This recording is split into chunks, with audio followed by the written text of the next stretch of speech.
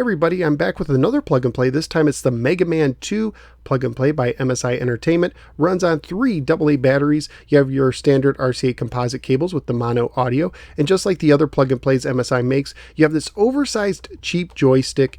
You have 2 buttons which are not labeled. This one is used to jump. This is used to fire, which I believe is reverse of what the NES was. You have a start button down here, an on-off button that when you turn it on, a red light goes off that you can't see because it's hidden behind the joystick. See it right there, way back there? That's the light, on, off, on, off. So it also has these raised feet in the back. So if you put it down, it doesn't sit flat, but it's raised up a little bit. It's kind of uncomfortable to hold actually too, because it just, I don't know, this joystick's just too big. I like to put my thumb on it, but thankfully I have big hands, I can do that. I wish it was a D-pad instead. Anyway, let's go ahead and take the Mega Man 2 plug and play. Let's plug it in my TV and see how it plays. Let's go to the game. The Mega Man 2 plug and play was published by MSI and came out recently, either in late 2017 or early 2018. Just like the 2 previous MSI plug and plays I reviewed, the Space Invaders plug and play from episode 363 and the Ms. Pac-Man plug and play from episode 401, this plug and play appears to use NES on a chip technology and only contains one NES or Famicom game. In this case, we have Mega Man 2 for the NES. For those of you who may be less familiar with Mega Man 2, allow me to give you a quick crash course. Mega Man 2 is a single-player platformer, and it has 2 modes of difficulty which you can select at the beginning.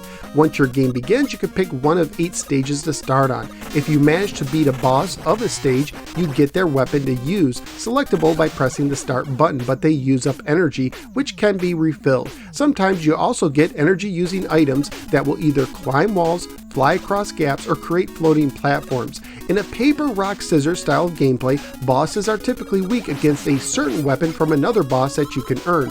If you defeat all 8 stages, you will head to Dr. Wily's castle, facing a linear set of stages and bosses, but you no longer acquire new weapons. The game allows you to both continue and use a password to save your progress. Graphically speaking, this looks pretty close to the NES version, with some minor differences, including less flicker, but also a glitched out version of the weapon that Metal Man uses. The sound and music are pretty similar to the NES game as well. Family friendly wise, the box recommends this game for ages 5 and up.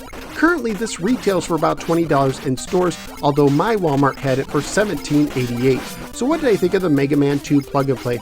Well, let me start off by saying that if you're only going to put one NES game on a plug and play, Mega Man 2 is a solid choice. Not only is it considered to be one of the best, if not the best, Mega Man game from the series, but it's also considered to be one of the greatest video games of all time. That being said, I still think for $20 you should get more than one game. In my humble opinion, there's no reason not to include the first 3 or 4 Mega Man games, especially considering that several of the Mega Man Legacy collections for most modern systems contain much more than that, usually for under $20.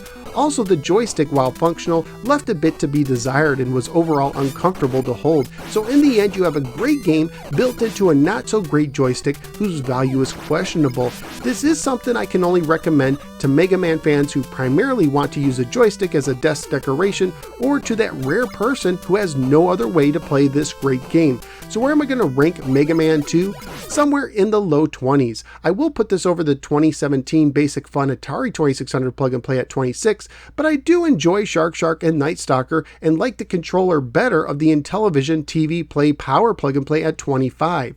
So out of 34 plug and plays I've now ranked, the Mega Man 2 plug and play is powering up in the 26th position. The Mega Man 2 plug and play features one of the greatest games of all time, but there are cheaper and better ways to play Mega Man 2 out there. At least that's what I think. What do you think? Let me know in the comments below. Also, please click like and subscribe and follow me both on the Facebook and the Twitter. I'm also a member of the Retro Junkies Network.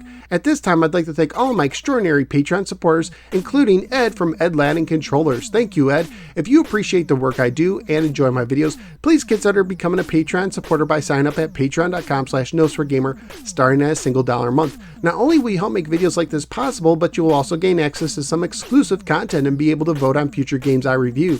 Thank you for giving me a little part of your day, and I look forward to seeing you next time on the next episode of the No Swear Gamer. Take care, everybody.